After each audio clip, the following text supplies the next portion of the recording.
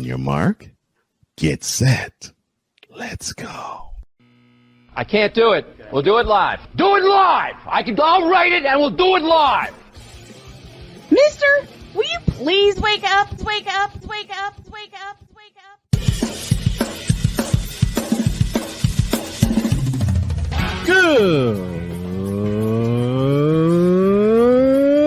Good morning. Kevin Durant, you should have left California. This Brownsexual upset me in having to bring this teenage idiot from Wisconsin into a sports conversation.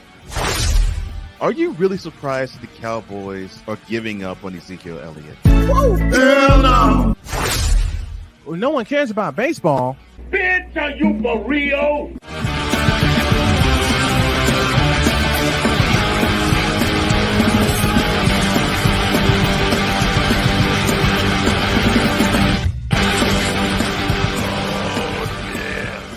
It is now time for another edition of Snowman in the Morning with Cole Johnson. I am one half of that duo, Cole Johnson. The other half will join me in hour number 2. And as for now, the whip around.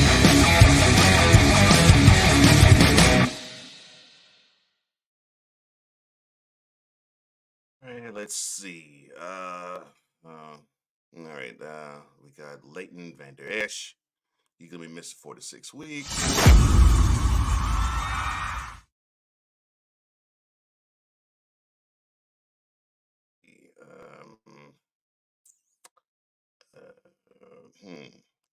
Oh, yeah.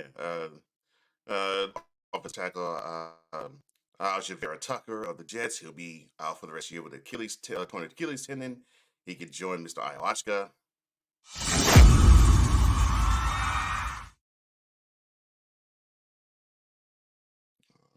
See what else is on the docket here. All right. Okay. All right. So you got those 2 injuries. You have yet another one. Yeah. Vikings wide receiver Justin Jefferson. Yes, he pulled a hamstring. He might be missing action up to 1 month.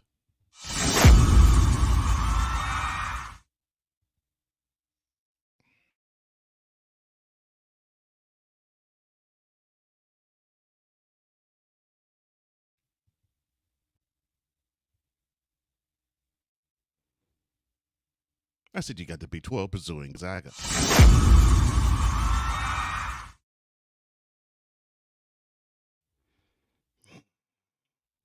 It's supposed to work the way it's supposed to work. Warriors, they have a goal for their WNBA expansion team to really do numbers.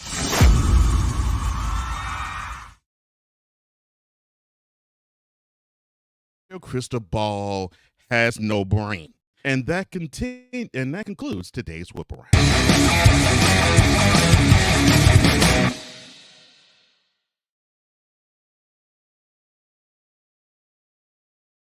Cristobal, he's the head coach of the Miami Hurricanes, who decided to not take a knee.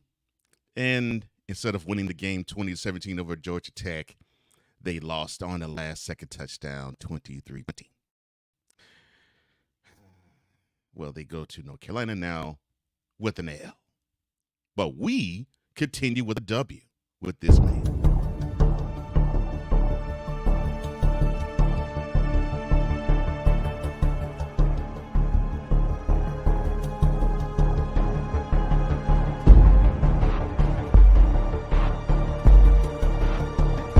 Now, forgive me not knowing the brother. You got your mic blocked. I don't know who the hell you are. It's like you're in the broadcast and witness protection program.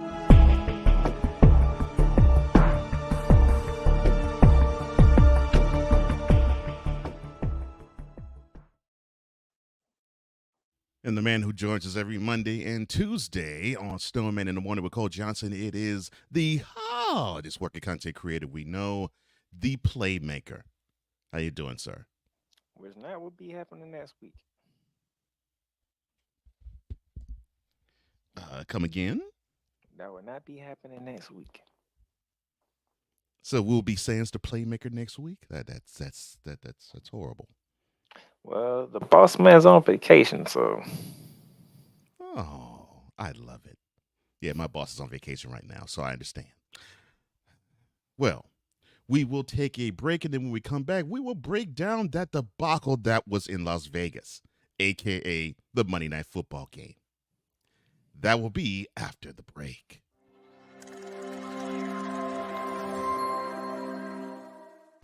Attention sports fans, looking for the ultimate gear and apparel to show your team pride? Look no further than Fanatics, the #1 destination for sports enthusiasts. Visit snowmanmultimediasports.com today and shop a wide selection of officially licensed merchandise from your favorite teams and players. From jerseys to hats to accessories to collectibles, Fanatics has it all. Don't miss out on the chance to elevate your game day experience. Head over to snowmanmultimediasports.com/fanatics and gear up like a true fan with Fanatics. Officially licensed everything.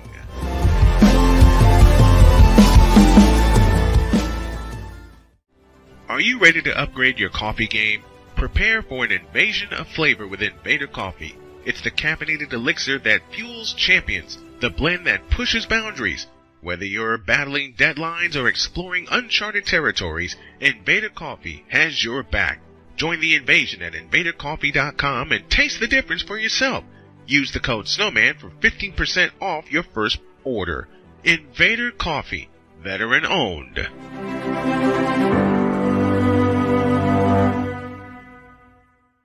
Hey, Eagles fan.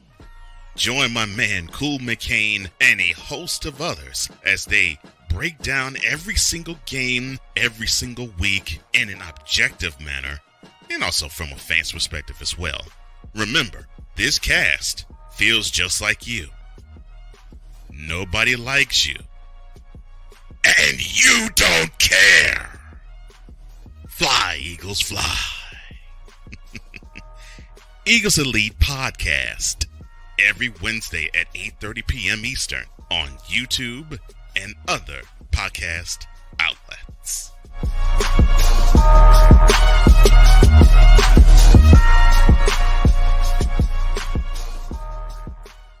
The following is a public service announcement from Wise El Jefe. Boston. This has been a public service announcement from Wise El Jefe. And we are back. You are tuning into, and you're watching, and you're listening to Snowman in the Morning with Cole Johnson. I am one half of that duo, Cole Johnson. The other half will join us momentarily. We are joined by the Playmaker right now, who just gave me disappointing news, saying that he will not be here next week. So we will be sans the Playmaker for Monday and Tuesday of next week. But we have him here today, and we had him yesterday, all right. Before we break down Monday Night Football. You is distraught. What in the world did you want Wise up on here? And you said you was going to have a mentality mesh with Cole Sports segment. Actually, you actually put it in your whip around. Oh, Mr. Oh, Cristobal. Yeah.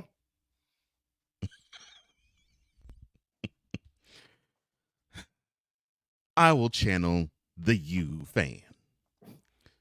Mr. Cristobal, if you really believe that we should support the fact that you had a brain fart at the sideline Saturday night, Got me Look here. When the next time Cole do Cole Sports, he have his dope of the week. Yeah, you're right. The next time they do Mentality, Wild has his Moron of the Year candidate.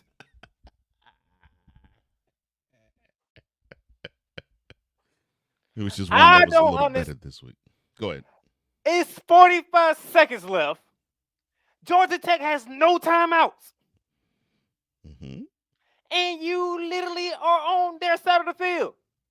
Yes. You fumble, you call a running play. Your running back fumbles the freaking ball. Yeah. Oh, and Georgia Tech is actually feverishly trying to strip it from them at the same time. Yes. And then what made it even worse, because I didn't even know where they was at when the fumble. I thought the fumble happened like somewhere, usually when the team gets the ball, they like on their side of the own field. Mhm. Ain't no point of doing anything. No, they was on Georgia Tech side of the field. Yeah, the Georgia Tech side of the field. Yeah. And then next thing I know, because I did my research.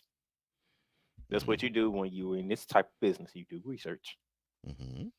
And then I see here, it says here, it took the Yellow Jackets 4 plays, an incompletion, a 30-yard gain, a spike, and a 44-yard pass with 2 seconds left for a touchdown.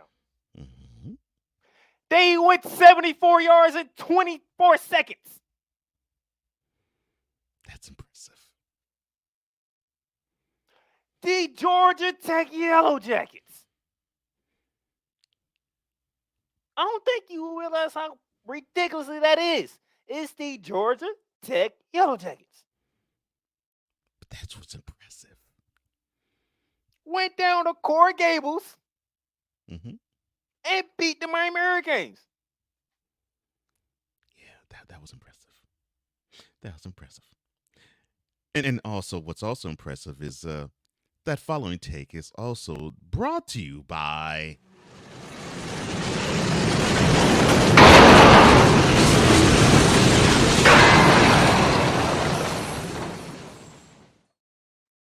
And guess what? You have to bounce back. Not only do you have to bounce back, you have to go to freaking Chapel Hill to bounce back. Yes, you got to go to North Carolina. Yes.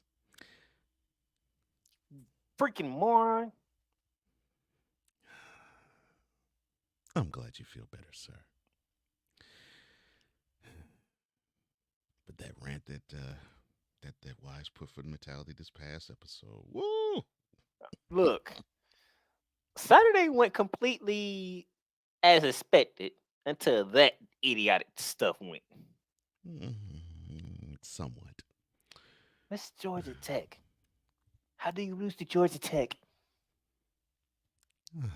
Oh, well. Well, there was actually a football game that took place last night, and it was the Raiders hosting the Packers. And you may have been like most people, you went to sleep, and you didn't really care about what the final score was. Well, here we are. You woke up, you found out the Raiders beat the Packers 17-13, and the Packers took, beautifully done, sir. The Packers took a 13-10 lead in the fourth quarter, and the Raiders boringly put the fancy touches on the game with a touchdown and a pick. Jordan Love. Oh no, let me start with Jimmy Garoppolo. He came back from being injured the last game and didn't play. 22-31, 208 yards, a touchdown, and an interception. He was sacked 3 times. Josh Jacobs, who he got his 1-year deal, only got 69 yards on 20 carries, but he did get a touchdown. Jacoby Myers sighting. 7 receptions, 75 yards on a touchdown. Okay, pretty good. Nice. But really, the highlight of the game, it probably would be Robert Spillane, who ended up with 2 picks. And 2 of those 3 picks were thrown by one Jordan Love. He was 16 of 30, 182 yards, with no touchdowns and 3 picks. So, Packers fan, how is life after Mr. Alijah going? Both teams are 2-3. Your thoughts, sir? Yeah, that's what I thought. Josh McDaniels need to be fired. But he won last night. Why did he need to be fired? Why does your best player only have 4 targets? Well, that's just a mere bag of shells. It looked like the covers was rolling his direction, so they decided to go to Myers' direction. Why does your best target only have 4 targets? Again, you had coverage going his direction. He was double teamed. He probably had a linebacker underneath. He had to take over. Go.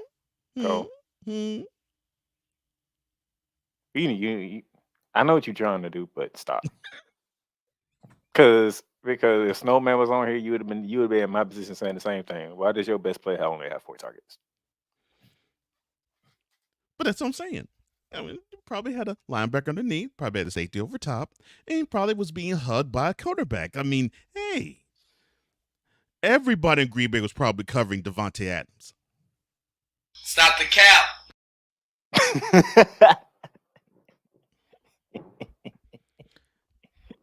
I was setting myself up, sir. That came out of nowhere. Wow. Committed uppercut. Thank you. I agree with you. Seriously, I don't understand why you have easily, inarguably, forget best target. You have your best player on the team. That's the wide receiver. And he only sees the ball 4 times all game. And he caught all 4. And he caught them all. But he only gets targeted 4 times all game long. But and that's your best player on the team. But he only gets 4 chances at the ball. And yes, he converted on them all because he was targeted 4 times. He caught 4 receptions. And basically they were sort of like chain mover type of throws. So I thought is this the first time he going against his former team? I think so. I But don't think or did they play last year? I don't think they played last year. I'm trying to remember. All right, live research, people. It's the way they do things now. You can actually play teams outside of the opposite division that you're playing. Okay. No, so that was the first time that Devontae Adams faced off against the Packers. Now you telling me you didn't think he wanted to send a message? Motivated. Yeah, to be extra motivated to beat them. Yeah. Man, you could tell after the he wasn't even happy, even though they won. He wasn't even happy. Mm-hmm. Yeah. AB Media, glad that you're here, brother. That's exactly how I was, even when I was watching the highlights of this game. Doggone, that game was boring. Yeah,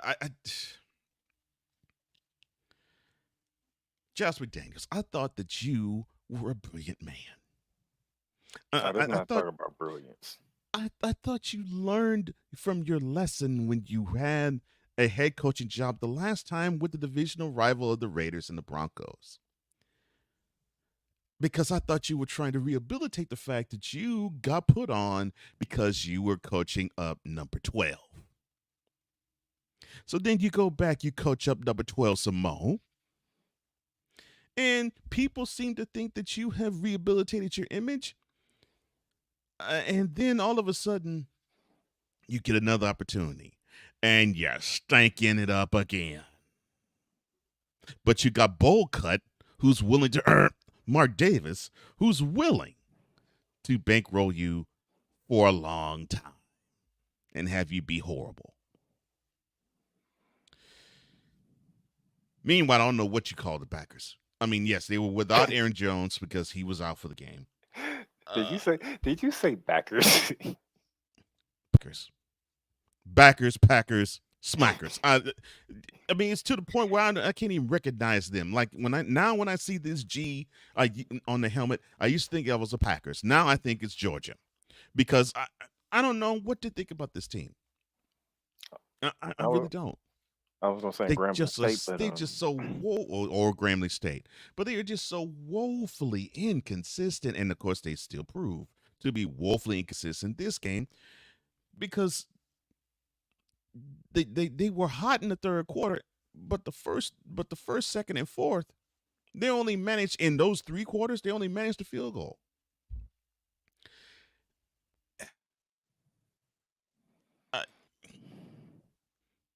Wow. I mean, this is embarrassing. I thought this team was set up to win after Aaron Rodgers was gone.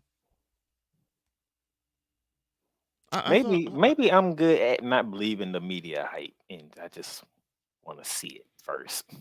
Oh, I need to believe the media hype of this team, because I was thinking, well, I mean, it sounded great, in preseason and training camp season, that the teammates all bought in to Jordan Love being a leader, and he was making all the throws, and that there really isn't much of a difference between him and Aaron Rodgers in terms of camaraderie and production. I'm like, okay, prove it.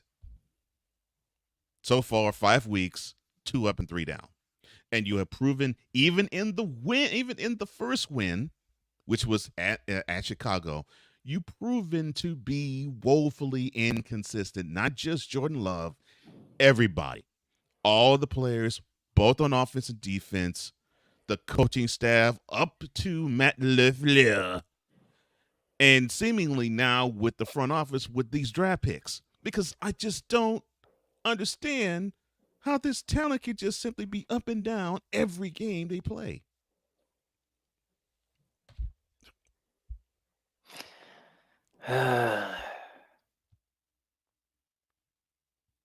Jordan Love, you have now thrown 6 interceptions this season.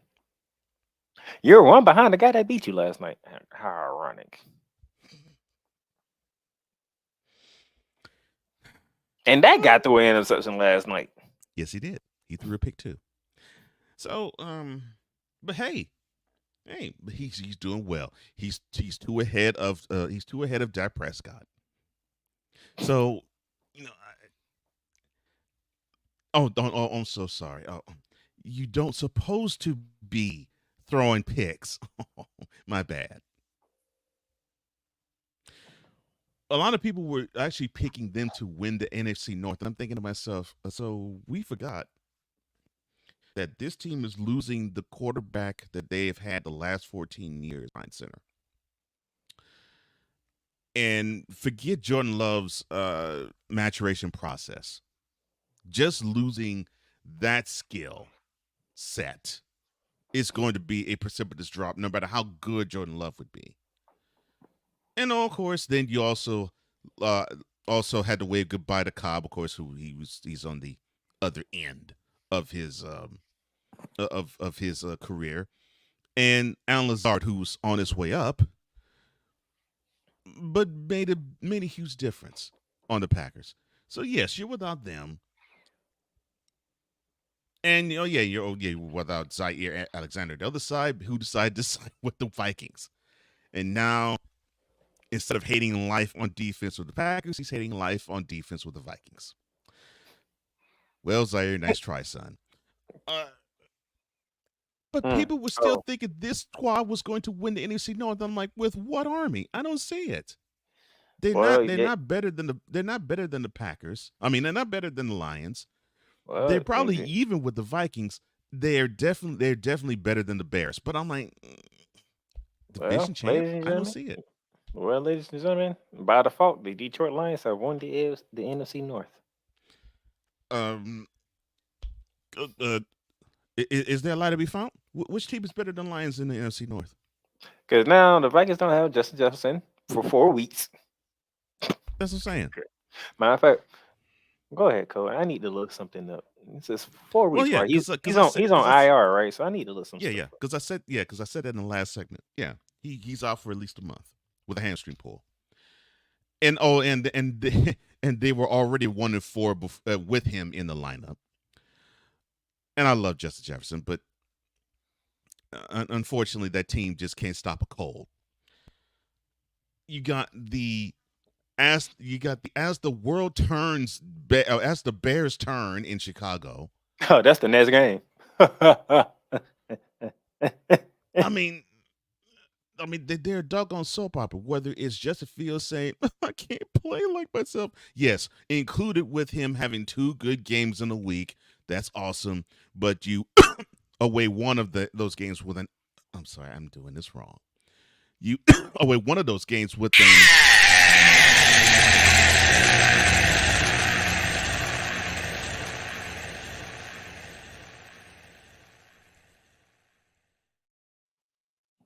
as you fumbled away an opportunity to actually seal the game. And then, if it's not then, the defense coordinator had to resign. And if it's not that, it is Matty Flus. You want to get rid of him, which you probably should, but you now won't because, hey, he did great on the day the Buckets died. And if it's not that, it's the ownership group that everybody and their mommy wants to get rid of, but you can't get rid of an owner. You got to pray for him or her to sell the team. And then you got Ryan Poles, the GM, who basically is a whipping boy for everybody, players and higher executives. I'm sorry, sir. Your thoughts. The Battle of the Dumpster Fires is this Sunday. So the Vikings and the Bears are playing each other? At Soldier Field. And then you have the inconsistent Packers. And NFL, I'm going to say this now. And when I say this, Cole might raise hell. Y'all better change this Monday night game in 2 weeks. You better change this Monday night game. Don't take y'all bus to Minnesota.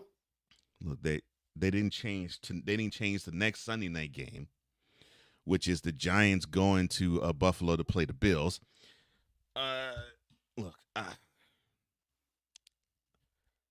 See, I mean, you love your Monday, so I'm trying to save you from watching, because the next game after the Bills is the 49ers going to the Twin City.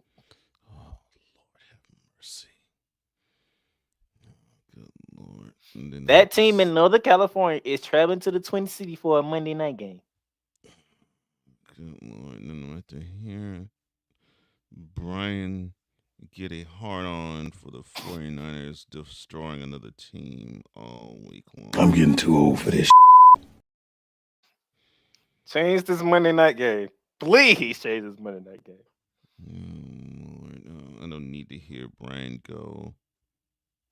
Touchdown! San Francisco! All week long. Oh, gosh. Oh, wait a minute. Hold on. I'm sorry, Playmaker.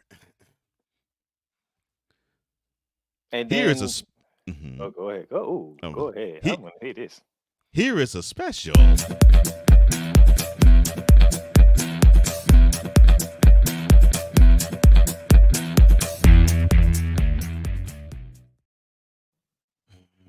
do I begin? Gosh. Jeez. I just don't understand it. If I see another 49ers highlight of embarrassing the Cowboys, I really might ask Deshaun Watson to slit his throat. I did not need to see the catch anymore. I did not need to see Zeke Elliott get trucked by Greenlaw last year in the divisional round. I did not need to see the brain fart of Rain Dakota Prescott running the ball with 14 seconds to go up the middle, not even thinking about the sideline. Just run the ball up the middle, and then he's handing the ball off to the center as if he's the referee to spot the ball. I don't need to have that reminder, and unfortunately so, man. You were wrong yesterday when you said that the Cowboys 49ers rivalry began in 81. No, it began in 71. No, actually began in 70. When the Cowboys actually owned the 49ers in 70, 71, and 72 in the playoffs. But I digress. I did not need to see this doggone scarlet and gold go ham. We get it. Yeah, we get it. The Cowboys got trounced. The Cardinals got trounced. The Steelers got trounced. You barely sneaked by the Rams because you had a porous first half, but you still won 30-23. We get it. We get it. You spanked the Giants 30-12. We get it. Yes, they're the most complete team in NFL, but just, good Lord, I don't need to hear this all week long. Ugh. I don't even hate the 49ers. It's ridiculous to hear this all the doggone time. Ugh. Well, Deshaun Watson is next on the list, and then follow that, Kirk Cousins.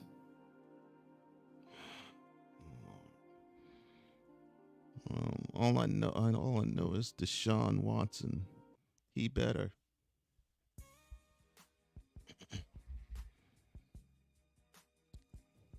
Yeah, girl, come over here. Yeah. Towel, girl, towel. Yeah, there we go. Sit down, relax. Yeah. You ain't touching this. This thing's worth $230 million. No. Hands off the merchandise. Now watch. Because I got to strengthen this right arm. Because I got a big opponent coming in town. And that opponent is the San Francisco 49ers.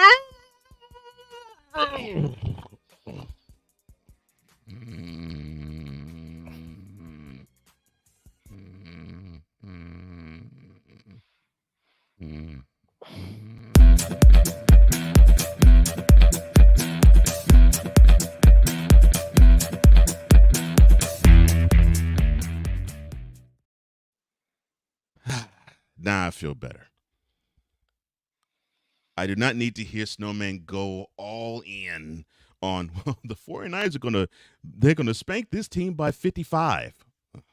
Okay, fine. don't. You know what? Damn it. I'm gonna treat them like the damn Cowboys.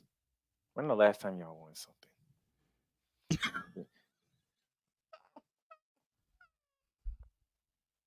I've been saying this to Cowboys fans. Not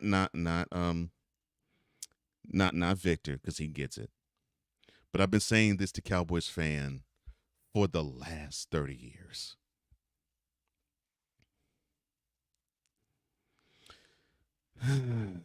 The last time San Francisco won a Super Bowl, was the year after. I mean, year before the Cowboys won their last. You had a Patriot dynasty. You saw the rise of Peyton Manning. You saw, what else did we see? Oh, we saw the most incredible Super Bowl win that nobody seen coming when the New Orleans Saints beat Peyton Manning in the Super Bowl. Yeah. We saw the domination of Peyton Manning by the Seattle Seahawks. 2013. We saw the dumbest 1-yard play call in Super Bowl history by the Seattle Seahawks. 2014. We saw the Giants do the unthinkable twice. 2012, 2011, and 2007. We saw the Rams win 2 Super Bowls in that time period. 1999 and 21. 2021. Sorry. And yet, San Fran is this top of the crop team. I'll put it like this, Playmaker. In terms of rings, 49ers fan and Cowboys fan can be quiet because the Patriots, when they each won their last Super Bowl rings, 49ers and Cowboys, the Patriots had 0. Them chumps surpassed both of them with 6. Tom Brady passed both of y'all with 7. The team surpassed both of them with 6. Tom Brady left New England with 6, went down to Tampa and won that year. And yes, one man surpassed them both with 7. Yes. So whenever I hear America's team, I'm like, oh, you're talking about the Patriots because they're the most recent dynasty in football. And America, last I know, loves winners. That's why I can't wait. Let this team in Northern California fall short again in the playoffs. I want to see how San Francisco fans gonna react this time.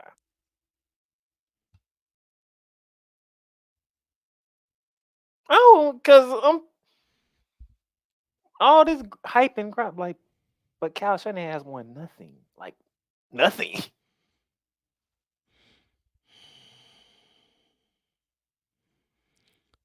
What 49ers fan actually cares about the fact that they have come up emptying the Super Bowl, 2 Super Bowls in the last decade? Come on, man. You already know they live in the past just like the Cowboys fans do. Let's take a break and we will come back and talk about baseball. In fact, I will make Playmaker happy because we will talk about the Braves' miraculous comeback in Game 2 last night over the Phillies. And now that series is a best of 3.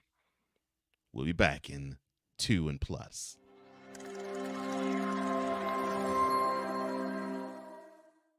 Everything Boston. I love you morons. New Kids on the Block, New Edition. Dear whatever the law firm is. Sincerely, the U.S. Supreme Court. Ben Affleck, Matt Damon. Go yourself again, Jason Whitlock.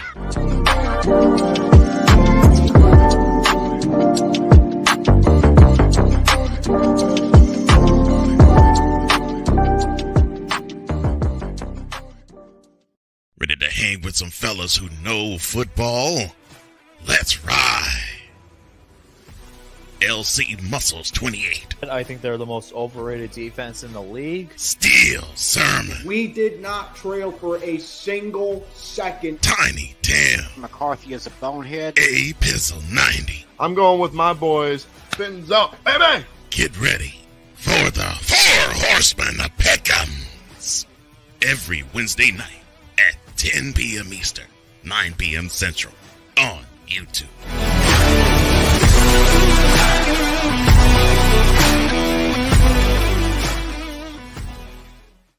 Poppy J. You got the option to cry for the government. You got the option to protest. You got the option to keep buying. But this is also an option. Wise El Jefe. We're the first tech geeks. We're the first gamers. We're the first everything. Everything. Like Gen X's, we are the ones. BS3 Network proudly presents the crew from the New York boroughs who never wants that smoke. Nah, they want that fire. Poppy J and Wise El Jefe. Fridays at 9 p.m. Eastern, 8 p.m. Central. Check your local listings for your viewing and listening pleasure.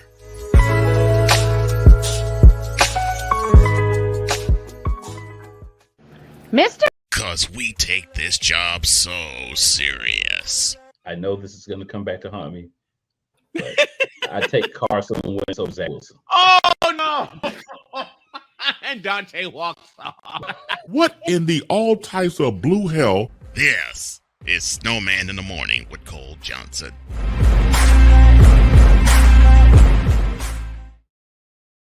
Which we never thought we would hear. Actually, Cuba Kane picking Carson Wentz over another quarterback. Never thought we'd see the day. Welcome back to Snowman in the Morning with Cole Johnson.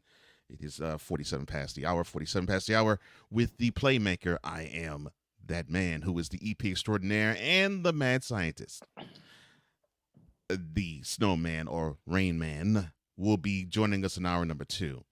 Now, quickly to the Fanatics feedback zone we had. Good morning, says A Pizzle. Good morning to you, sir. I know you're happy. Dolphins fan there. They're flying high, 4-1 out in, down there in the South Beach area. Michael 3000 says, "Good morning, guys. Jacoby Myers is about to go off on the Patriots this Sunday." No, he ain't. Well, he might. Well, no, he might. This will be the game Bill Belichick actually ended up winning for whatever reason. No, he's right. He might go off. I see what you did there. Exactly. I see what you exactly. Oh, Victor has this question for you. He says, "What's your college record now, Playmaker?" Right now, I went 4-2 this past week. No thanks to, Brian Kelly didn't choke. So yeah, that's what I'm saying. Yeah, Brian Kelly actually did his thing. No, I was looking for him to choke. It almost happened, but I know, and yeah, he survived against Missouri. But 4-2, I am sitting at 24-12 right now. Thomas Fitzpatrick, he says, "Good morning, everybody. Good game on Monday night. Too bad the Packers lost." I'm sorry. I don't mean to yawn on air. That's bad etiquette. Oh, you just mentioned the Monday Night Football game. That's why I yawned. VLock83 says, "While that game is going on, talking about the Vikings Bears, Can the spaceship of Soldier Field take off and fly into the sun, please? Well, it can't take off, though, bro, because they haven't put the plate on top of that stadium yet. Once they put the plate on top of the stadium, then it officially becomes a spaceship. Oh, A Pizzle has something to say to you, Victor.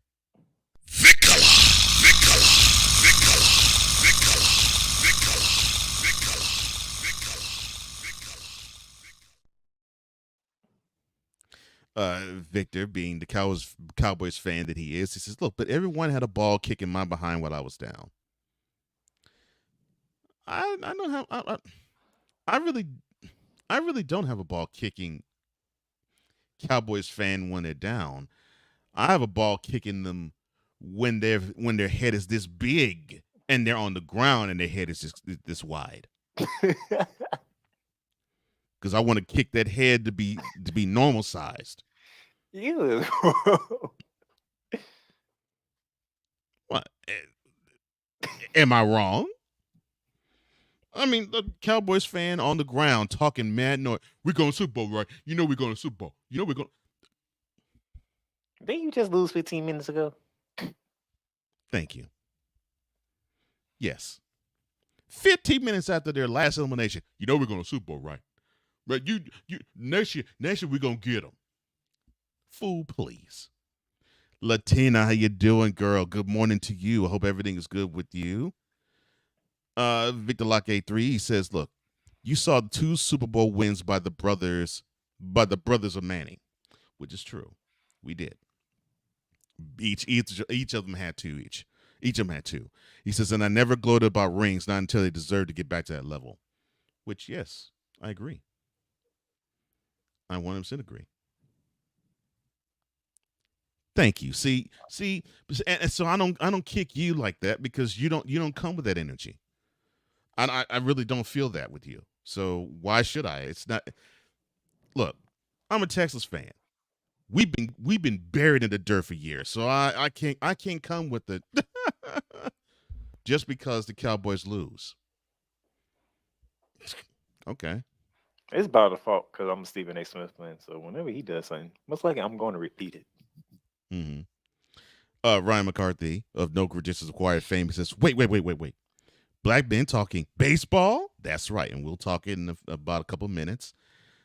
And also we will observe face-off day, meaning the NHL begins today.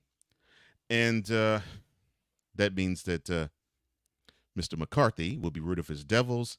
And yes, last night you had the defending champs, the Golden Knights, hoist the Stanley Cup in Allegiant Stadium. So, yes, NHL is about to rear its nice, cold head for the 2024 season. Now, I'm going to make Playmaker happy because we're going to now talk about... Happy. Yes, happy. HAPPY. I'm not happy. The Atlanta Braves, who they were down 4-0. 4-0. Going to the bottom of the 7th, right? Yeah. Was the bottom of the 7th? Yeah. 4-0 going to the bottom of the 7th. They scored a run in the 7th. Then they scored 3 in the 8th, buoyed by a 2-run smash into left field by Austin Riley. A one-handed homer at that. No, we scored 3 in the 7th. Yeah, you scored 3 in the 8th. And that's it, buoyed by the 2-run homer by Riley.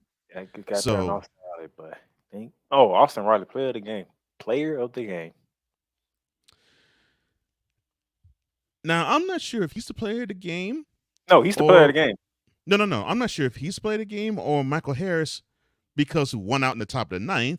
He had the miraculous I know you was catch. going that route, but it was Austin Riley who made sure we got that double play to win the game. Well, that's true too. And come on, Bryce Harper. I get that you felt it was a hit in the gap. I get that you thought that this was probably either going to be a homer or it was going to be over the head of, and it was over the head of Harris. But you got to be more careful than that, bro. in that situation, you are the most valued property at that moment for the Phillies. You got to protect that. You got to protect that run, man. You cannot end the game like that. As he was on first, he did not tag, and he had to feverishly run back to first. Didn't make it in time. Final score 5-4. The Braves even the series at 1. And now they travel to Philly, and the first pitch there will be Wednesday. I'm not going to be greedy. Just get me one. Just get me one. Make sure it gets back to Atlanta. Just making sure it gets back to Atlanta. Just make sure at worst case scenario it gets back to Atlanta. All right. So the Phillies did what they were supposed to do. They earned the split. So you want the Braves to return the favor and earn the split in Citizens Bank. That's understandable. Yes. I'm not going to be greedy. Just make sure at worst case scenario they got to go back to the 8. All right. So that is your hope. You hope that the Braves can get one. I'll say this. What makes this, I think, a good thing, you withstood Zach Wheeler dealing because he had the Braves lineup flummoxed. And you withstood him, and you won a game he started. So he didn't get the loss, but you did win a game he started. So you have that off your back. And now, here we are. First pitch will be at 5:07 in South Philly. The Braves, they're undecided who's going to be starting on the towing the rubber for the Phillies will be Aaron Nola.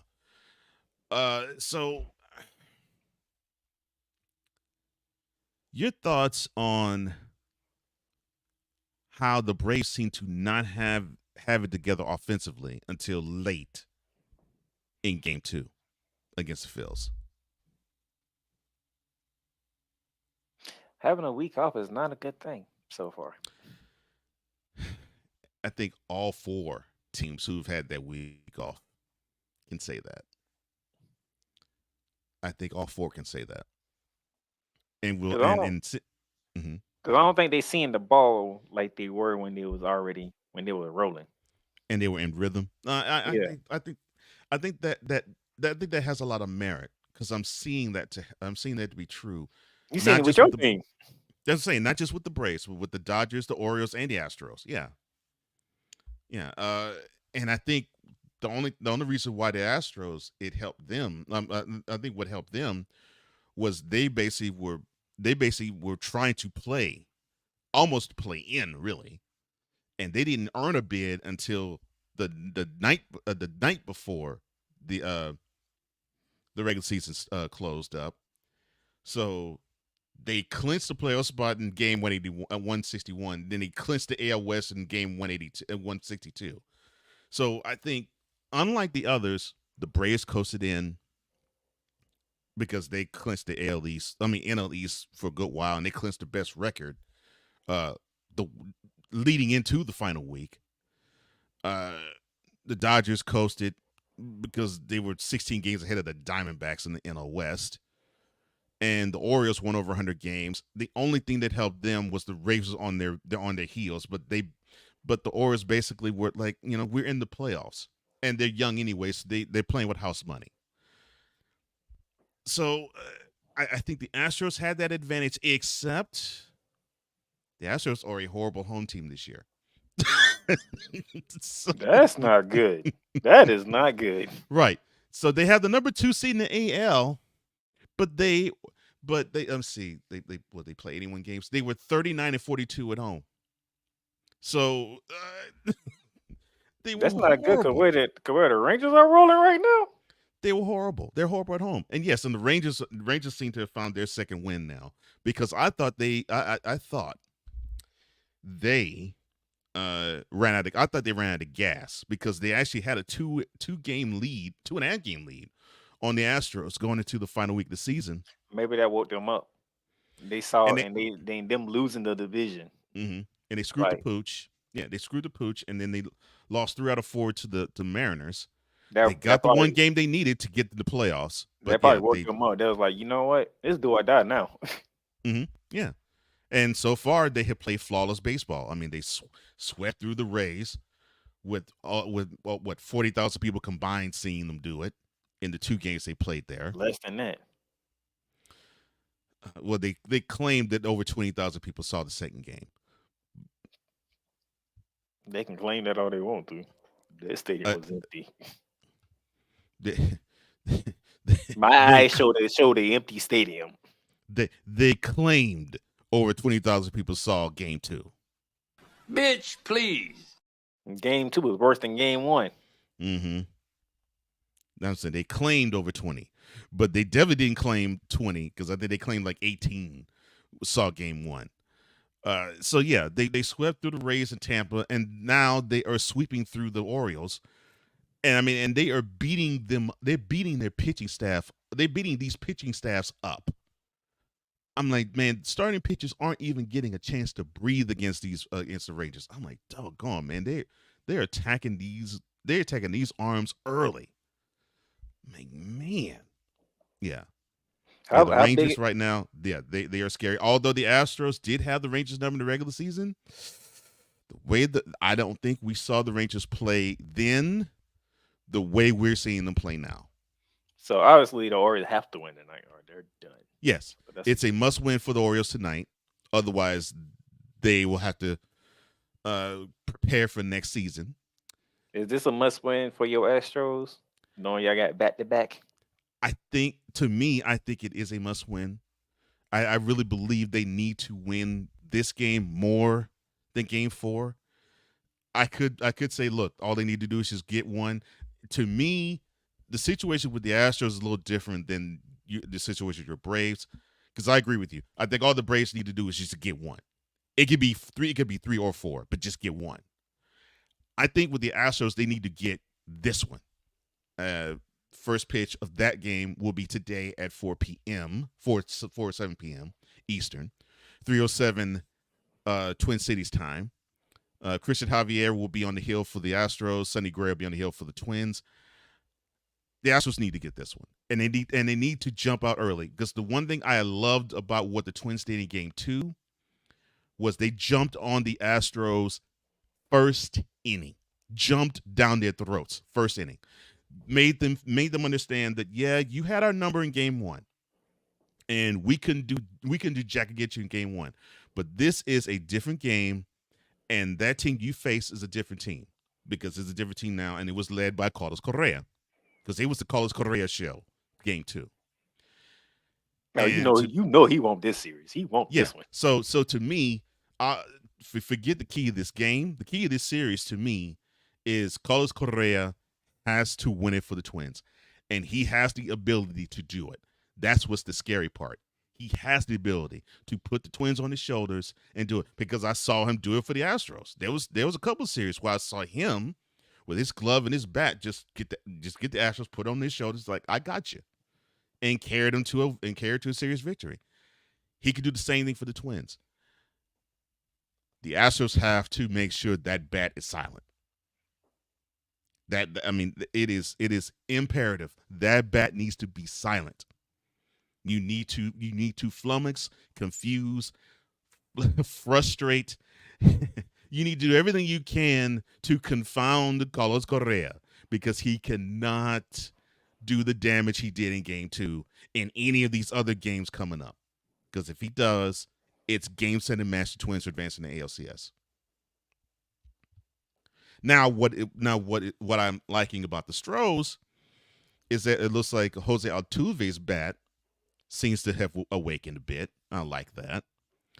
And Yordan Alvarez, the power is back with him.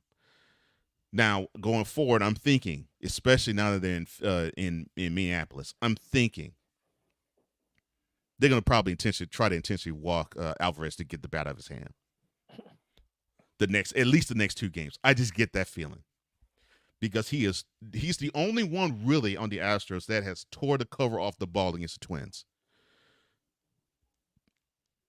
Altuve's not really torn the cover off the ball, but he's gotten on base. To me, outside of those 2, the others have not really come to play with their bats all that much, and that definitely was true in Game 2. But yeah, Carlos Correa is the key to me for this whole series with the Twins and Astros. Now, for the Rangers and Orioles,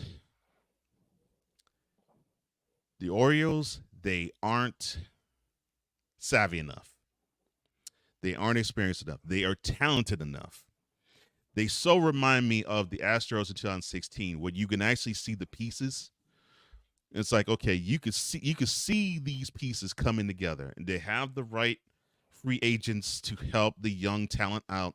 They have a good young core they have been building for years, and now it's coalesced. And now they believe in one another, and now they believe in in the managerial teachings that they've been given. And now they are going out and they're playing loose, and they can almost beat you different ways. They could beat you with arms. They could beat you playing the National League style where they manufacture runs, and they could beat you just waiting for the 3-run bomb. They're a dangerous team. They are a dangerous team now, but what I counted against them was their lack of experience. That's what I saw with the Astros in 2016. That's what I'm seeing with the 2023 Orioles. They lack that experience, and against any team that has the confidence in them, they're going to falter. And you have the Rangers, who bat after bat after bat after bat. I mean, they're just full of lumber. They will beat you down with the bats, and that's what they've done with the Orioles. They have beaten them down with bats. The arms have been timely, but they have beaten the Orioles down with bats, and they beat the Rays down with bats. You know, so first pitch there is 8:03, 7:03 in the Metroplex. Dean Kremer will be starting for the Orioles.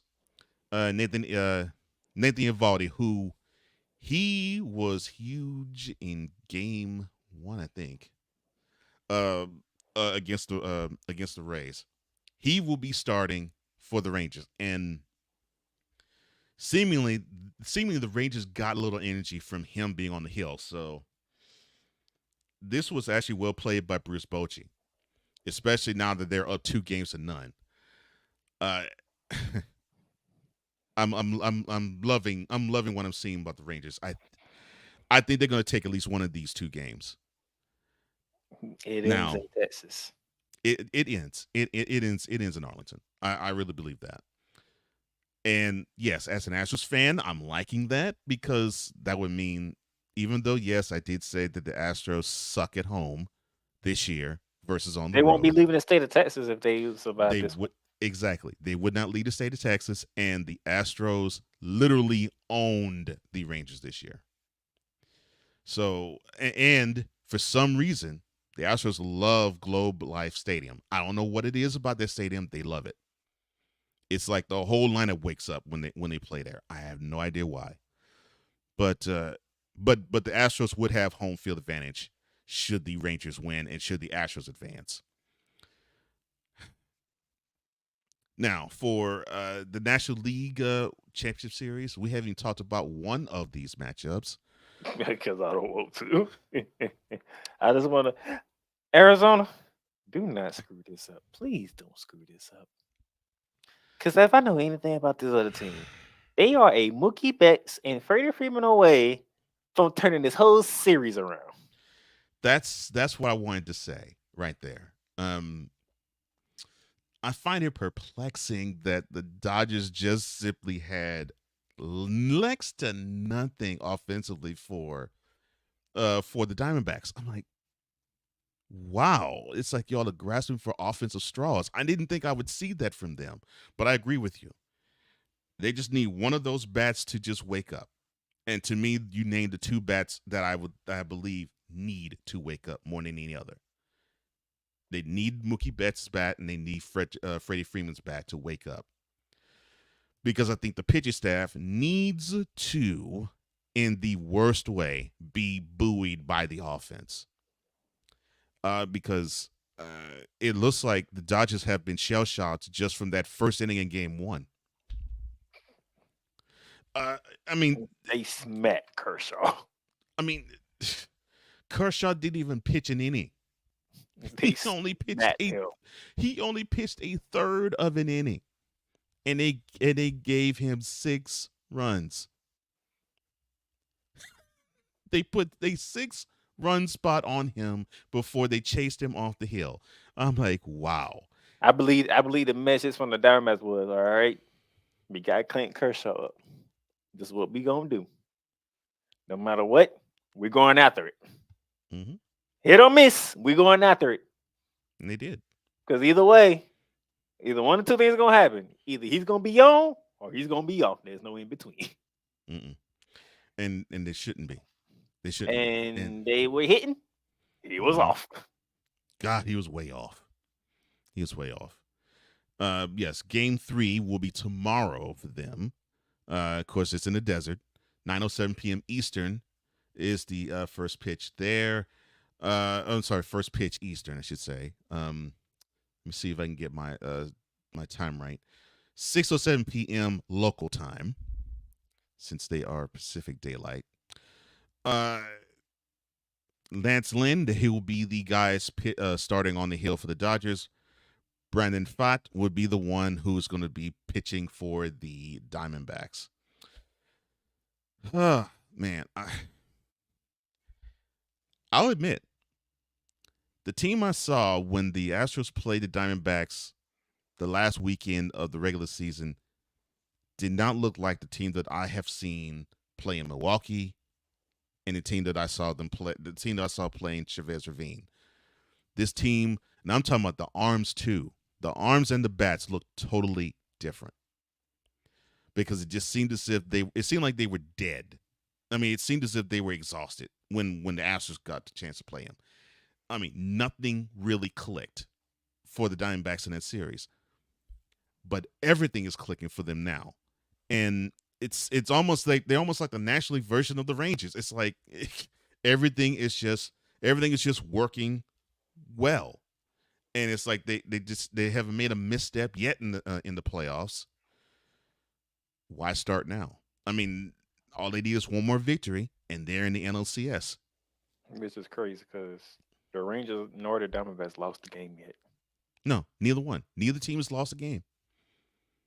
And now both teams are one game away from their respective leagues' championship series. Not the Orioles, not the Astros, not the Braves, not the Dodgers. In fact, the Dodgers have to stave off elimination just like the Orioles have to. They have to sweep their opposing teams to make it to the next round.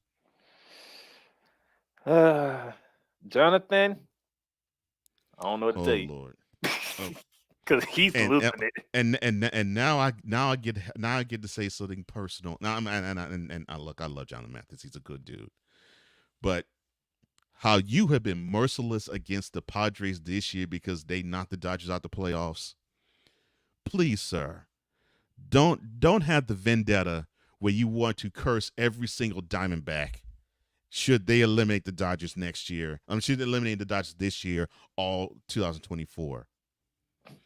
Where you said you hate every pitcher, you hate every batter, you hate every fielder, you hate the manager, you hate the watering holes there, you hate the fact they have a pool at Chase Field, you hate Phoenix, you hate the fact that it's a desert, you hate everything about Phoenix. I don't want to hear that because I heard you say that you hate everything about San Diego this year. No, I think there's some real beef with San Diego. I don't know what it is, but I think there's some real beef with San Diego. No, I know the Padres, the Padres, Dodgers are like this. I know. The only team that makes them more like this, tell me the Dodgers. The only team that makes them more riled up is the Giants. I get that, but our friend went in even harder against the Padres than the Giants. And I'm thinking to myself, wait a minute. I thought you were predisposed to dislike the Giants. Like this. I'm like, you hate the Padres more than you hate the Giants. Something's wrong there, buddy. He can't stand the Padres. Yeah, that's what I'm saying. I have never heard him go in like that against the Giants, ever. I've heard him do the normal, I can't stand them. I've heard the normal. Well, they're our mortal enemy. I've heard that from him, but I mean, he literally said, "I can't stand Manny Machado." He and his family need to go straight to Hades. I mean, I've heard him say that type of stuff. How he feel about the Purdy is how I feel about the Lakers. And that's his basketball team. Right. Oh my gosh. Well, I'm glad that we are now in the postseason, and hopefully it will Atlanta, be more exciting. Give me one. Just give me one. That's all I need. And, just give me one. And you're fortunate that your Braves have a travel day today, so you won't see them play today. But tomorrow and Thursday, I agree with you. The Braves need to get one of those two. Astros, Codas need you to get tonight. He wants tonight. Yeah, Astros, you need to get today's game. Because if you don't, I'm not saying that you can't do it, but your job of winning 2 straight against a talented team like the Twins will be a lot tougher than you think. Cole does not want to come on here tomorrow and has to give the quote unquote, we still got one left. Mm-hmm. I've been there. You don't want to do that. I've been there, and the way the Astros have been playing this year, I'm like, man, don't be tempting fate like that. You got this. You had this team down. Keep this team down. Respect them enough to where you want them to not feel as though they have a chance. Squeeze that chance out of them. So let's get this game, and then all you need is one of the next 2 to get them out the paint. And then let's defend this ring.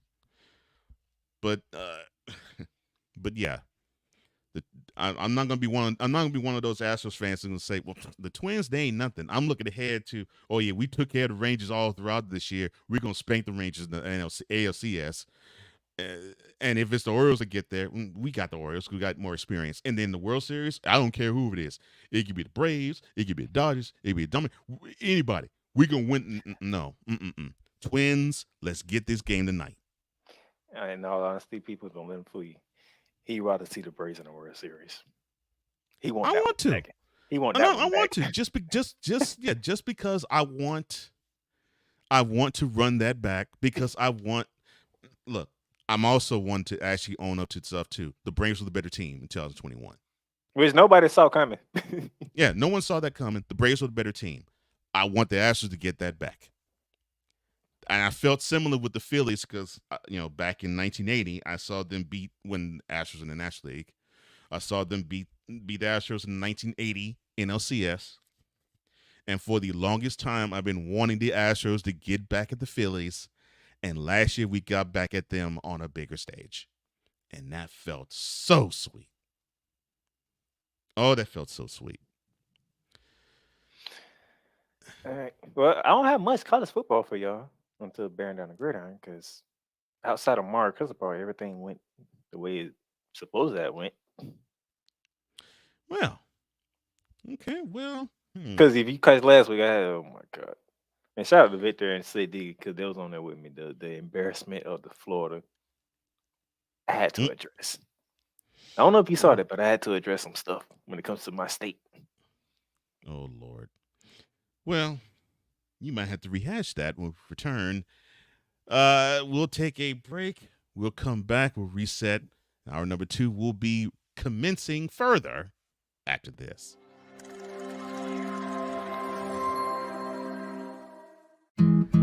Where did the time go? I don't know how I got here. You've done the hard part. You quit smoking. Now do the easy part and get scanned for lung cancer. If you smoked, you may still be at risk, but early detection could save your life. Talk to your doctor and learn more at savedbythescan.org.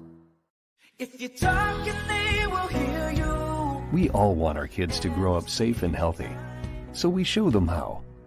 And we tell them with honest conversations that let them know what we expect. Not just one time, but every chance we get. That's especially important when it comes to alcohol and other drugs. Kids not only need to know the dangers and how to avoid them, they need to hear it often from you.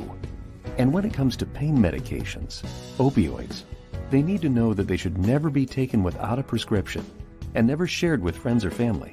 It's dangerous and illegal. So talk with your kids and guide them through the challenges of growing up safe and healthy. Because when you talk, they hear you. For more information about talking with your kids about underage use of alcohol and other drugs, visit underagedrinking.samhsa.gov. So talk back here.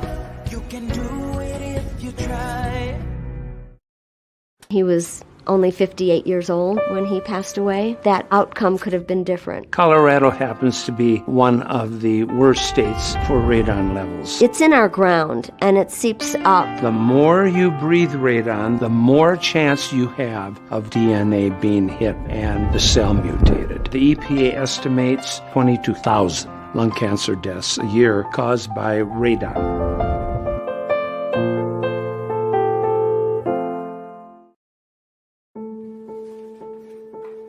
We all make choices.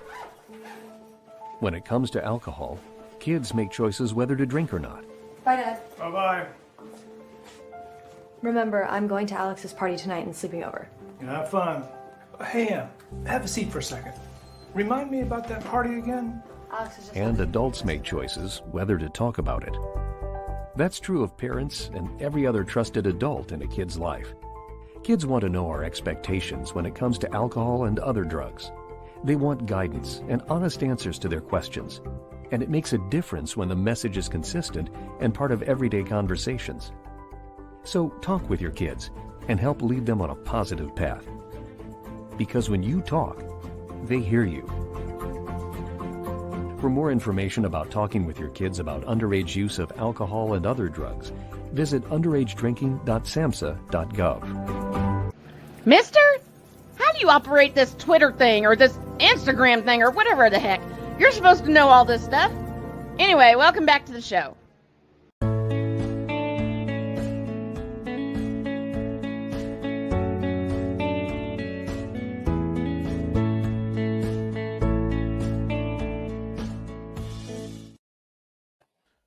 Running along on hour number 2 of Snowman in the Morning with Cole Johnson. I am the with Cole Johnson part. Snowman, he should be here momentarily, but we are joined as always every Monday and Tuesday by the Playmaker. Unfortunately, he said next week he will not join our presence, so we will be sans the Playmaker for the next week, which that does suck, but I'm glad we have him here now. Well, you get a small break, okay? And then again, who knows? I might make some adjustments. Who knows?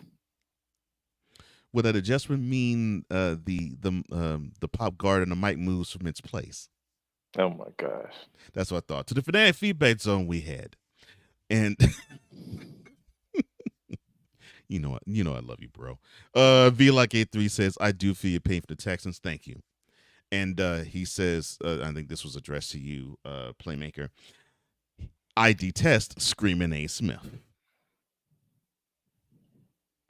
Y'all detest each other because he detests Cowboys fans and y'all detest him. Yeah. The funny thing is he did predict 2 interceptions and then Best got one of them with 3. Poor Marcus Spears. Victor Locke asked, okay, so what are the games for NFL today? And Ryan offered NHL. And Ryan offered them. He says it's a triple header. Nashville Predators. That's the team that plays in my home city of Nashville. They are in Tampa. 5:30. The Blackhawks, that's Chicago. They're playing the Pens or Penguins. I believe that's 8:30. And the defending NHL Stanley Cup champs Golden Knights, they host the Kraken. And that's 10:30. So 5:30, 8, and 10:30. And he says, and all the home teams are favorite. I figured, which they should be. Vic says, oh, that sounds great. He says, I'm looking forward to more hockey. Ryan says, look, going to be watching while hosting a bar trivia. You may wear a sweater to the venue. And also, wonderful things that are being talked about in the chat. And we have a Diggy sighting. The Vintage, good morning, good afternoon, good evening, good night. Good afternoon to you, sir. He joins us all the way from Norway, out there in Scandinavia. Man. Love the energy. Love the energy. Love the energy. Ryan McCarthy says, look, the Orioles are a young team. Hopefully they take a page from Wayne Gretzky and learn a lesson from losing, because that's how you learn to win. Agreed. And I think that is exactly what they're going to have to do. And winning 100 games and having a division championship too, I think that will make them be more confident and say, well, we could do this again, but we won't be satisfied because we want something greater. And I think that is what's going to happen with them. V-Like-A3 says, a season like the Orioles had can only encourage you as a fan. It can also only encourage them as players too, and as an organization. I mean, how could it not? I mean, they went over 100 games after losing over 100 games only 3 years before. Yeah, I mean, and the talent is still there because they have a prospect in the farm system that they haven't brought up, that people are raving, saying that he's going to be tearing stuff up. So it's only going to be up from here from the Orioles. And I said this yesterday, and I'll say it today. At worst when it comes to the American League, but I think this is actually Major League Baseball in general, the Astros are going to be passing the torch to the Orioles. I really believe that. I think the Orioles are going to be the next big team, the next big dynasty that people are going to shoot at and shoot after. Yes, I know I'm saying this with the Braves fan here, but yes, I think it's going to be the Orioles. Victor says, look, he hates every talking about our friend Jonathan. He hates everything San Diego, even the San Diego chicken? Or did I mishear that? No, you did not. No, you did not. Everything San Diego.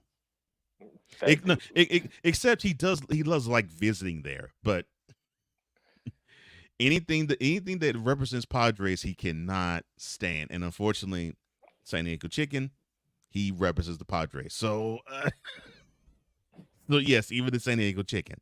That dude in San Diego. Oh my gosh. Yeah. But Jonathan, one of them guys, you have to look. You like, dude, you don't calm down. Yeah, like, dang, man, no, it's all good, bro. Chill. Because he go even harder on his own teams. That's what I'm saying. Yeah, because he assassinated the Dodgers after game 1. I thought he was gonna have a heart attack. I did too. I'm like, oh my goodness. Because Caden Kershaw getting belted in that first inning, that was it. That's all it took. Mm-hmm. Oh my gosh, poor fella. Speaking of heart attacks, Dan Lanning, the week is here. The week is here, sir. Come again? The week is here for Dan Lanning. This is the week. Remember I told you 2 weeks ago, I'm waiting for a certain game in 2 weeks? Yes. Since he want to come out here and do all this post-game video stuff because they're playing Colorado. Mm-hmm. Oh, the week is here. Oh, that week is here.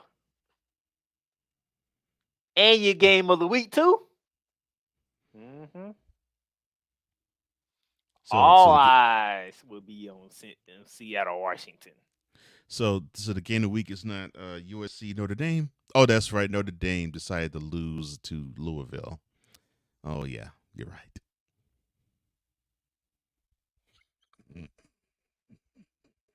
No, all eyes on Seattle, Washington.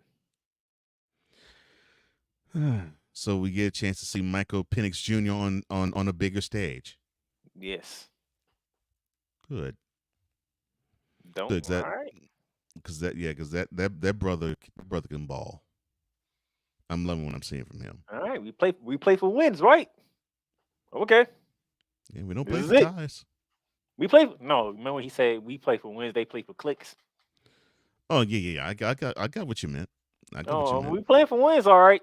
This is it. So now looks like how this is going to be shaping up going forward. It looks like now Oregon and Washington are now going to be each other's biggest rival from this point forth now. Oh, when Washington walked into Eugene, Oregon last year and beat the Ducks, they should have felt some type of way. Because that ended the season for Oregon. Your season got ended in your own building. So for those who need to be caught up, the Ducks, they're ranked number 8. They are traveling to Seattle to play the Huskies, who are ranked number 7. Kickoff there is 12:30 p.m. local time, 3:30 p.m. Eastern. ABC carries that action. And who do you have in that game? I can give it away because I picked them to win the conference. Oregon. So that would be Oregon. Okay. So you have them with a hard road victory. Wow. Okay.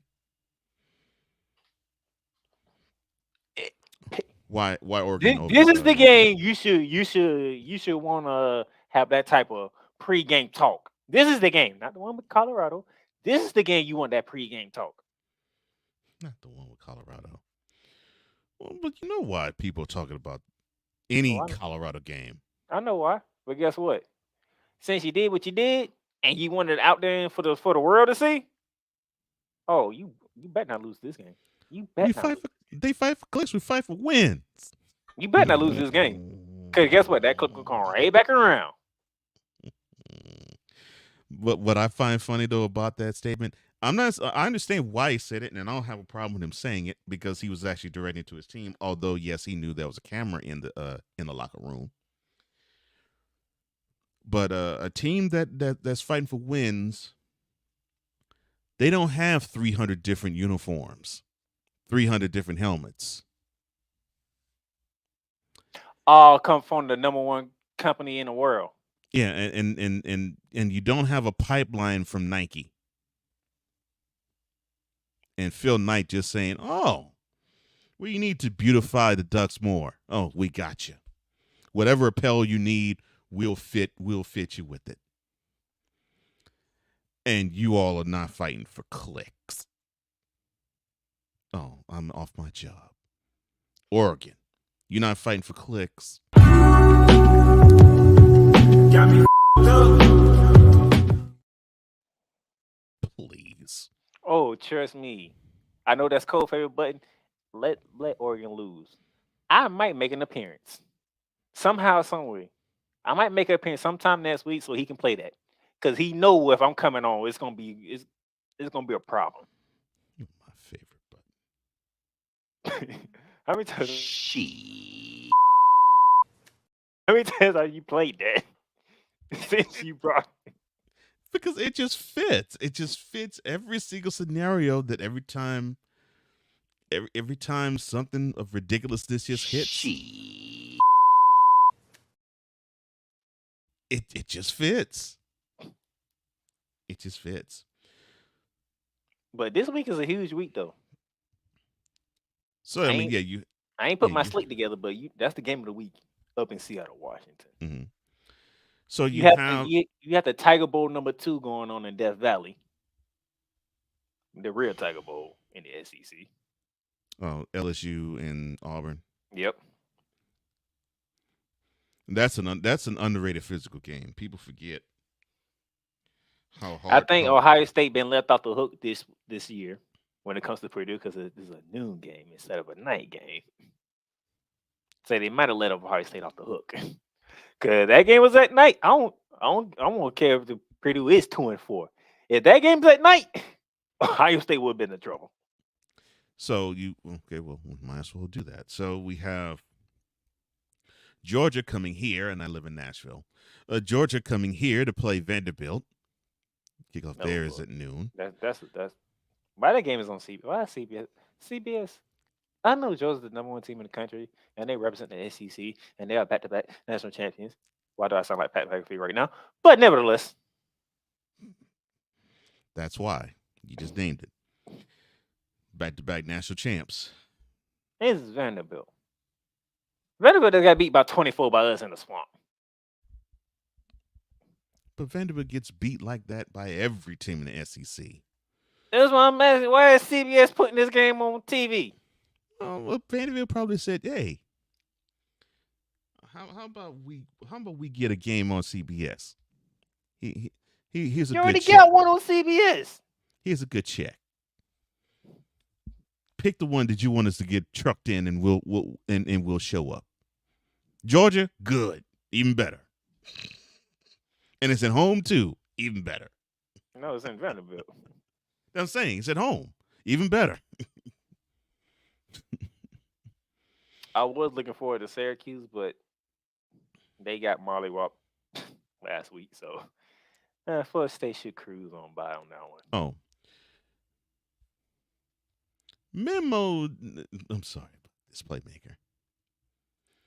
Memo to Negro sports fan. I knew this was coming. Don't your black mouths ever fix itself to say, well, you need to support these other black coaches like you do Dion because it's not right, it's not fair to them. Got me up.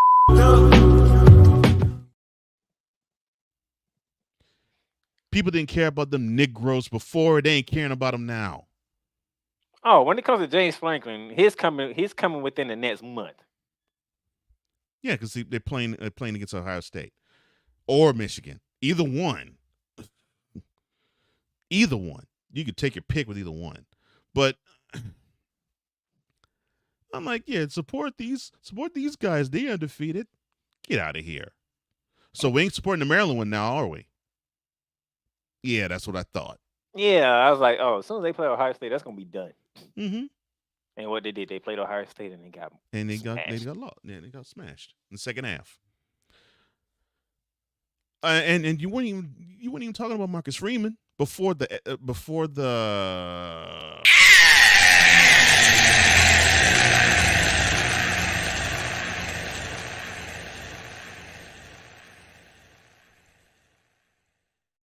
I was talking about Marcus Freeman before y'all even said anything.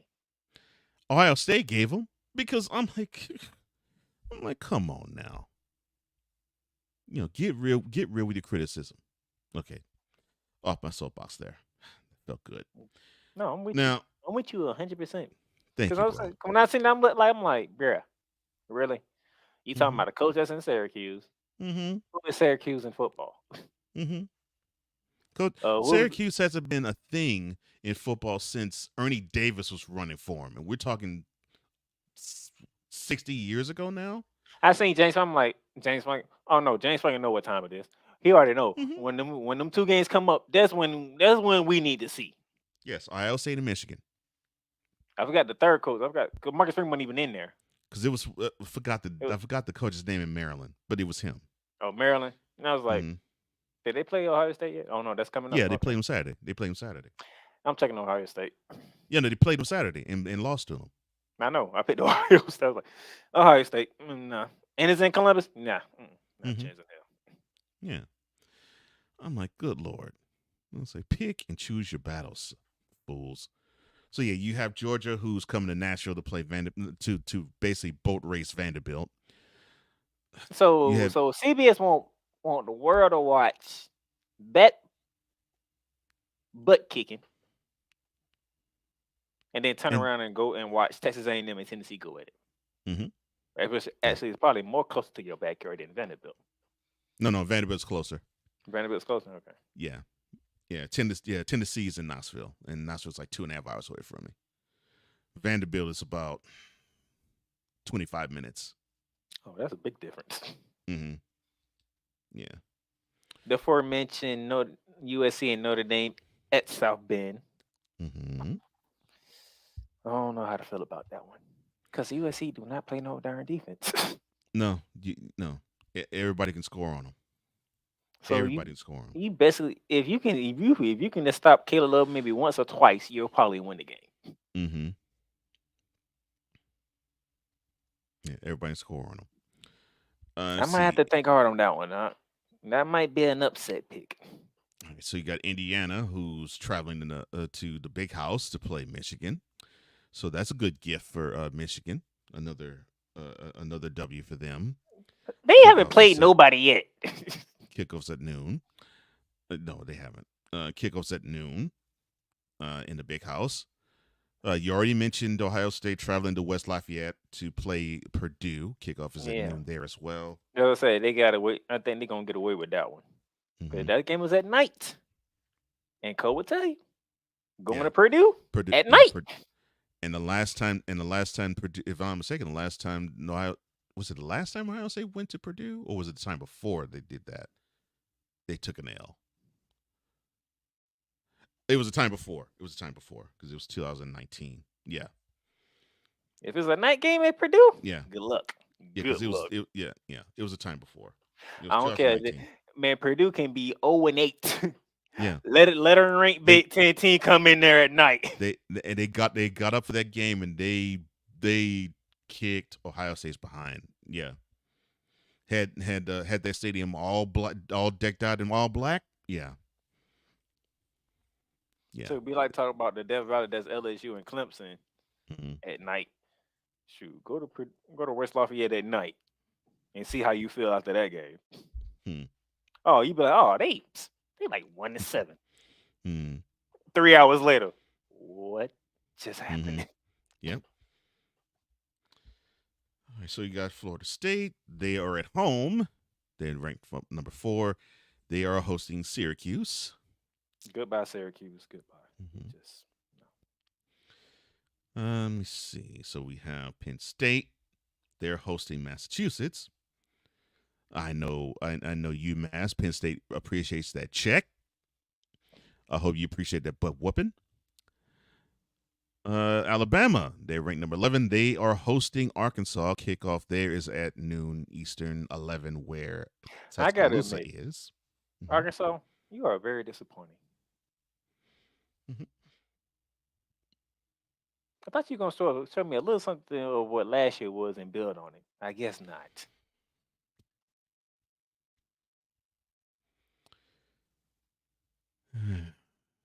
Oh, I'm sorry. You got your quarterback, and yet it was like y'all regressed. That's terrible.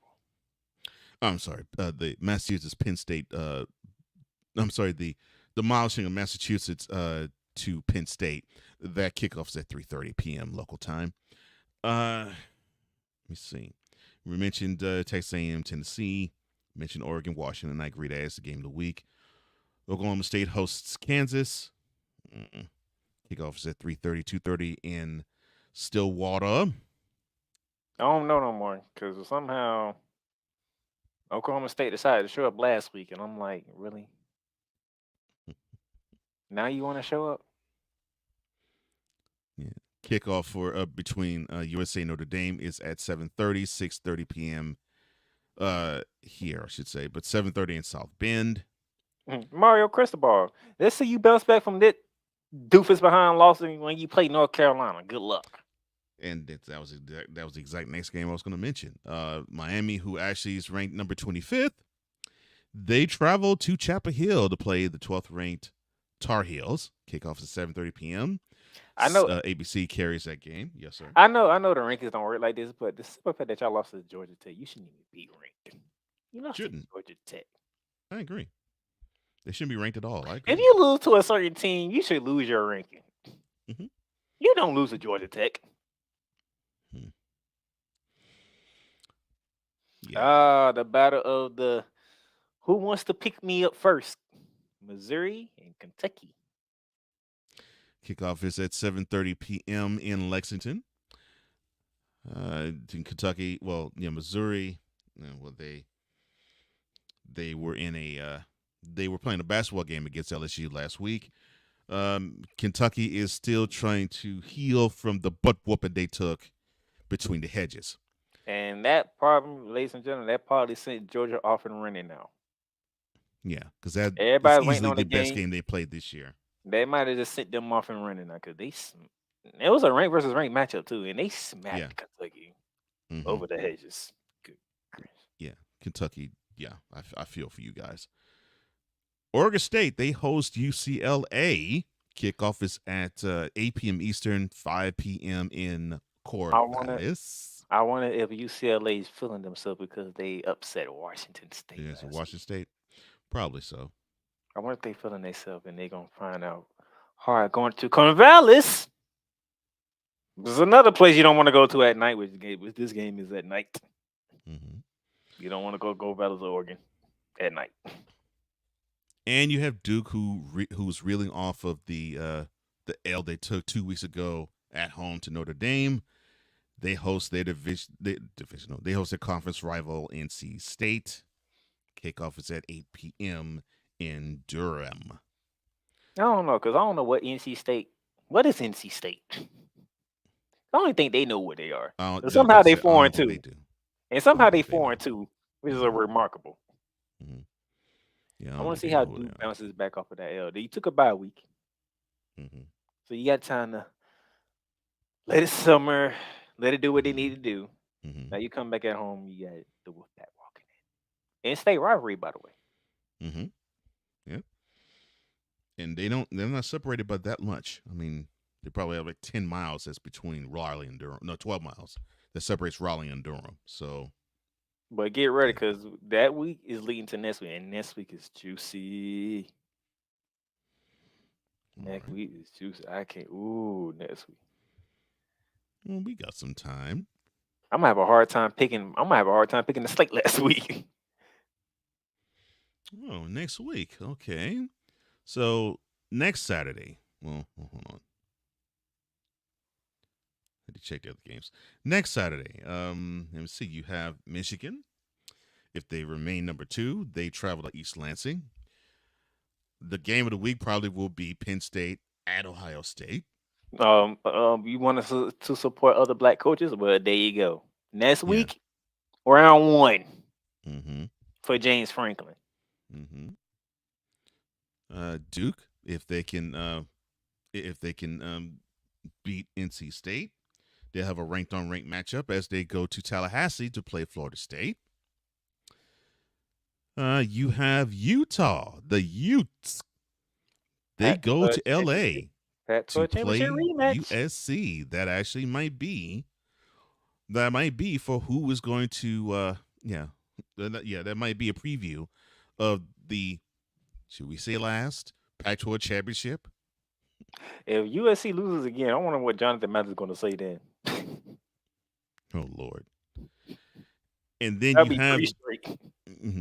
you have the traditional third Saturday in October matchup between Alabama and Tennessee, and this will be in Tuscaloosa. Oh, they won't pay back for last year. Yeah, and that was probably the game of the year, and where Tennessee in Knoxville outlasted Alabama 52-49 on a last-second field goal. If Miami can somehow pick themselves off the mat after they get done with North Carolina, oh, here comes Dabo. Oh, great. So we leave Mark Brown and we got Dabo coming in. Oh, this is wonderful after you lose to Georgia Tech. And so you have Washington State licking their wounds from UCLA. They will be traveling to Eugene to play the Ducks, who might be licking their wounds from playing Washington. That game is at 3:30. God damn. Oh, they showing Pac-12 games now, ain't they? Well, yeah. Well, thanks to Prime. I'm sorry that I said it out loud. Ole Miss, 7 p.m. Eastern kick, 6 p.m. in Jordan-Hare. They will be going to Auburn to play against the Tigers there. And a quick 30-second rant, though, I have to say, the Texas Longhorns ranked number 9. They're traveling to Houston to play the Cougs. Give me this camera. Sarkisian. That's what you get for playing like you got no balls.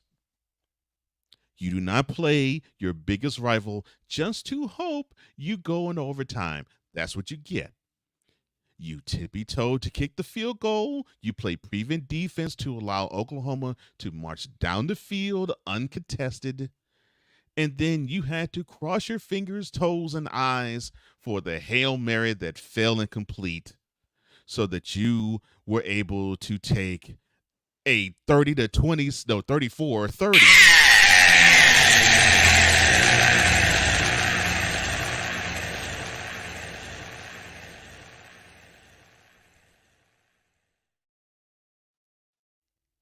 against a team that now has supplanted you in the top 5. Sucker. You know what make it worse? Hmm. And Cole, remember this? Who did I pick to win the Big 12? Oklahoma. I mean, because they've been the best team for off and on for the last almost 25 years of the Big 12 anyway. I was like, everybody's hopping on Texas, huh? I said, and I told Cole would tell you this is exactly what I said. I was like, you know what? What if Oklahoma just go ahead and say, let me remind y'all who ran this conference on our way out the conference.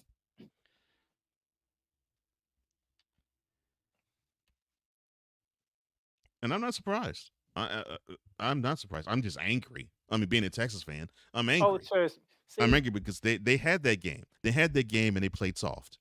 See, this is the crazy And that's thing. what they get. That's what All they the get for playing signs said Texas should win this game. Mm-hmm.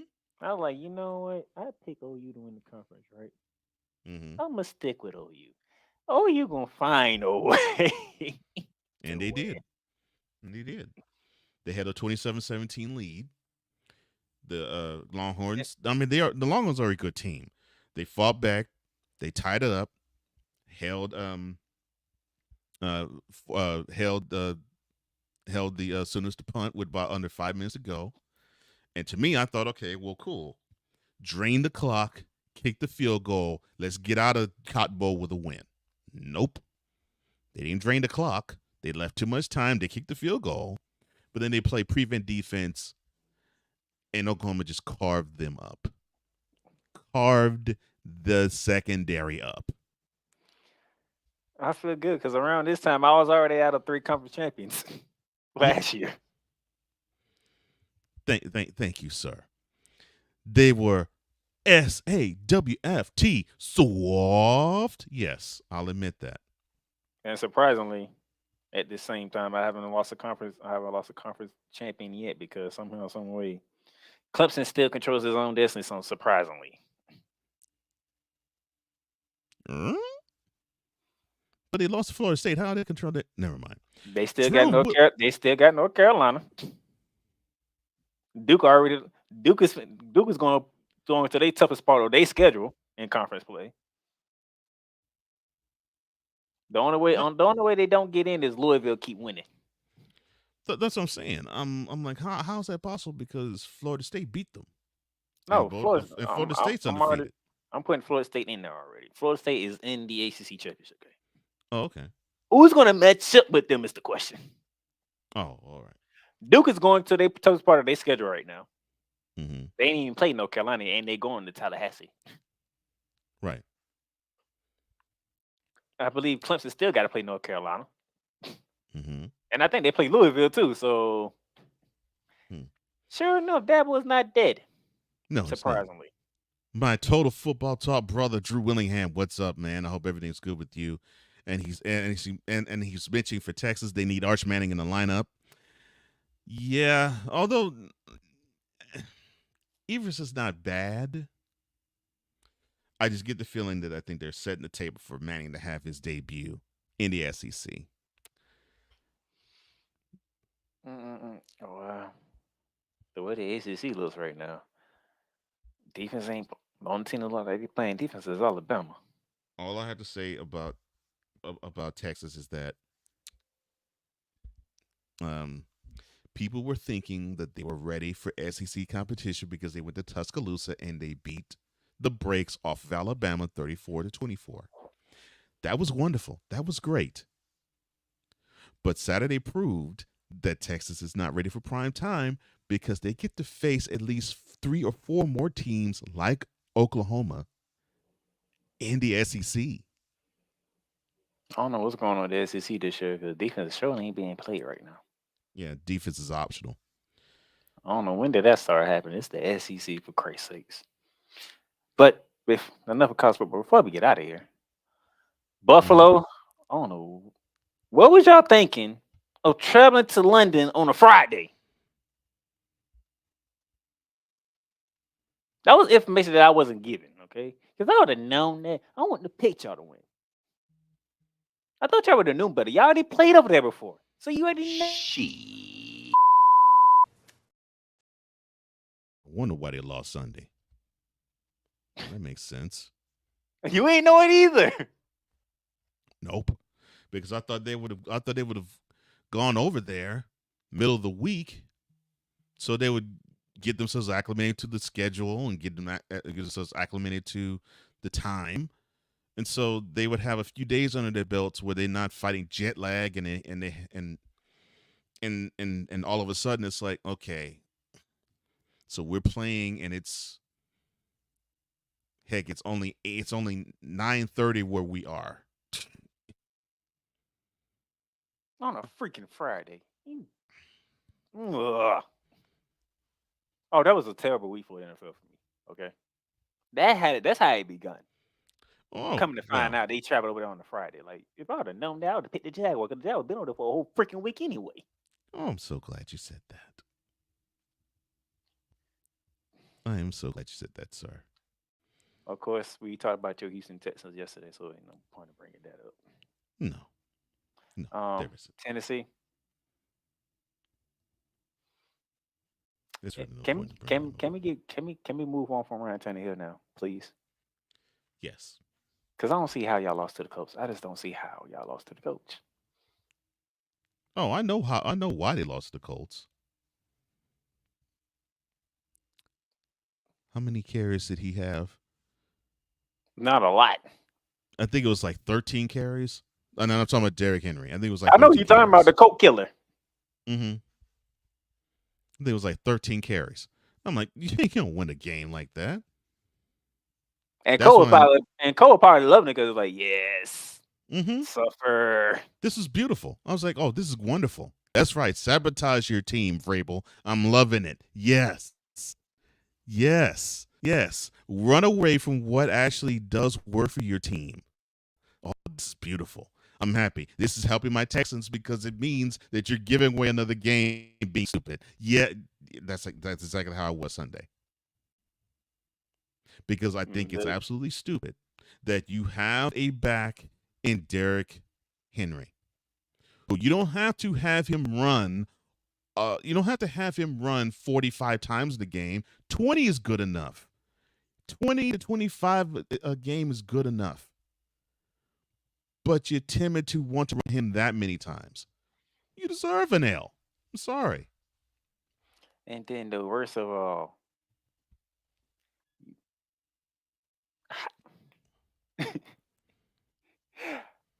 explain to me. Now I get it. It's the best rivalry. It's the biggest rivalry in the NFL. It is the most hard-hitting rivalry in the NFL. Talking about the Ravens Steelers? Yes.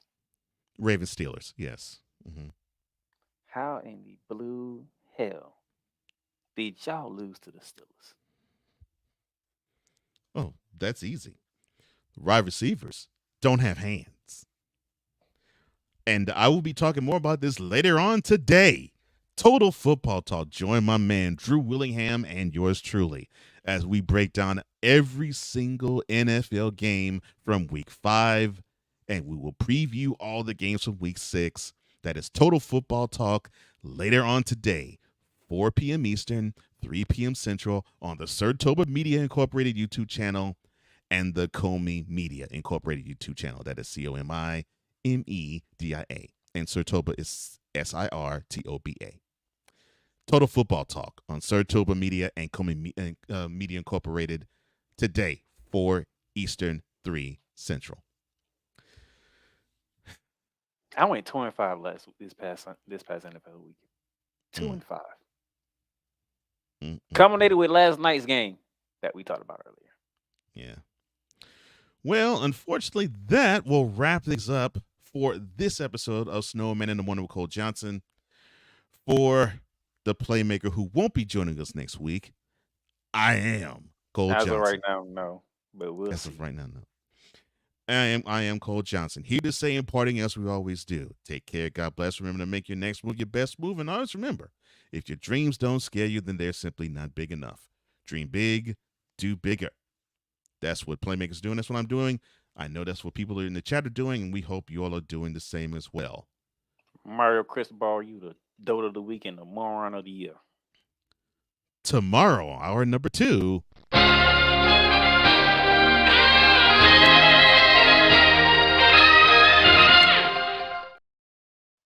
No. Oh, Lord, no. But we have to go. For the Playmaker, I am Cole, and we're here to say, see ya. Oh, and also Mr. Hater Hall of Fame Trash also was here to say, see ya.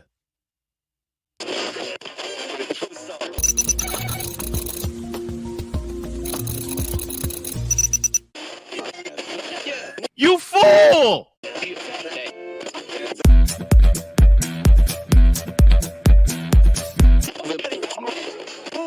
Give me this camera. Yes, LeBron, it is you. It's always been you. It always will be you. Forever and ever. Amen.